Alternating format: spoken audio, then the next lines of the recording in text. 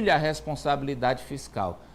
Só o executivo trabalhando não resolve, é preciso que também o Congresso colabore. E aí o Pacheco se zangou, Raniele.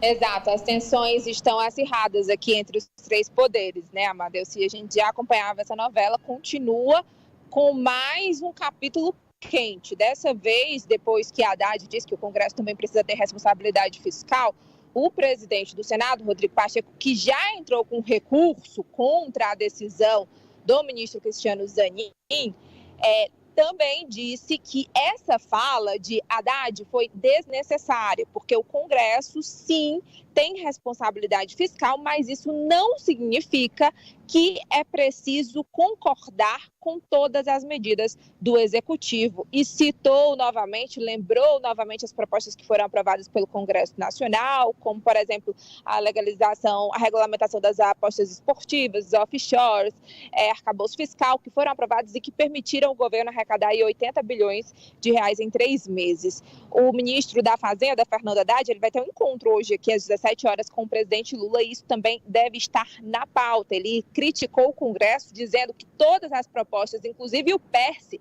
que vai ser votado amanhã no Senado, foram desidratadas pelo Congresso. E que no caso da desoneração da folha de pagamento dos 17 setores, o ministro citou que já são 10 anos e 150 bilhões de reais que foram renunciados aí, que o governo deixou de arrecadar e que não traz benefício, de acordo com o ministro, para esses setores da economia, para os trabalhadores, no caso. E ele também disse que a pauta da desoneração dos municípios não era, por exemplo, uma bandeira que eles carregavam, mas há controvérsia sobre essas falas do ministro, inclusive com dados da União Geral dos Trabalhadores, que prevê uma demissão de 1 milhão de trabalhadores caso essa desoneração continue. Lembrando, Amadeu, que no STF a votação está 5-0 e o ministro a favor do pedido do governo, né, que é para suspender essa desoneração. E o ministro Luiz Fux pediu vista, ou seja, mais tempo para análise. Se fosse tecnicamente para resolver, resolve pelo fim da desoneração. Porque o que acontece? Isso é uma lei de 2011 da presidente Dilma, do PT. Em 2011, ela fez a desoneração desses 17 setores, que fora do mundo das outras empresas todas, outros setores, passaram a não recolher tributos. E aí, a Dilma previa 18 meses, era de agosto de 11 até dezembro de 12. Só que no Brasil, o temporário é permanente e está valendo até agora. Aí o Temer não acabou com isso, Bolsonaro 4 anos com Guedes não acabou com isso, e agora o Haddad está tentando. O Congresso não deixou e agora ele está recorrendo ao Supremo, professor Vila.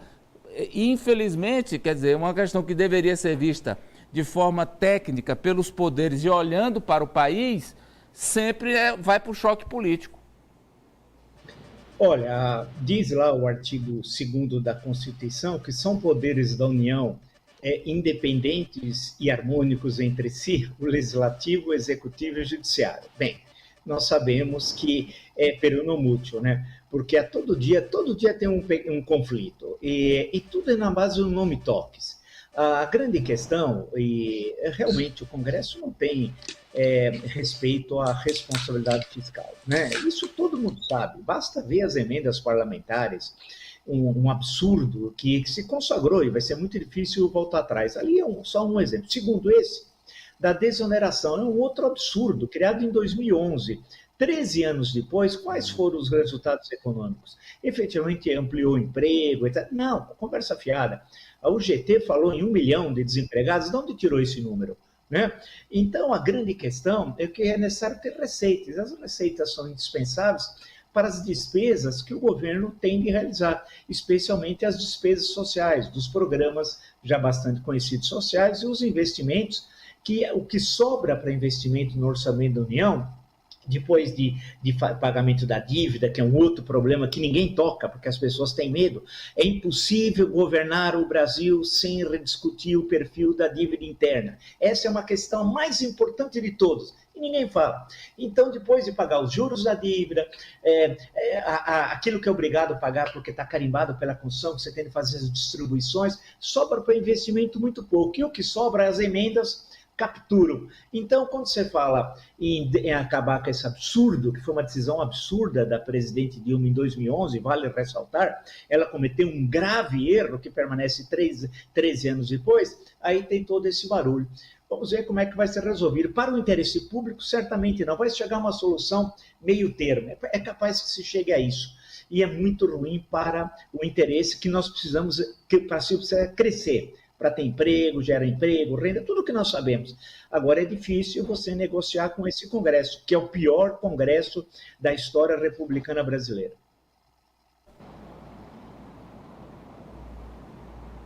Guga.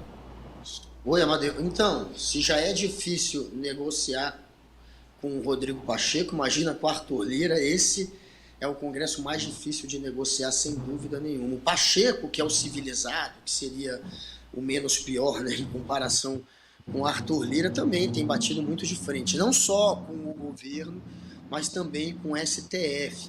E é ele que está encabeçando algumas dessas medidas que podem sim trazer um grande problema aí de arrecadação para o governo. Essa questão da desoneração, ele está à frente também no bônus lá que querem pagar para juiz, né, no quinquênio.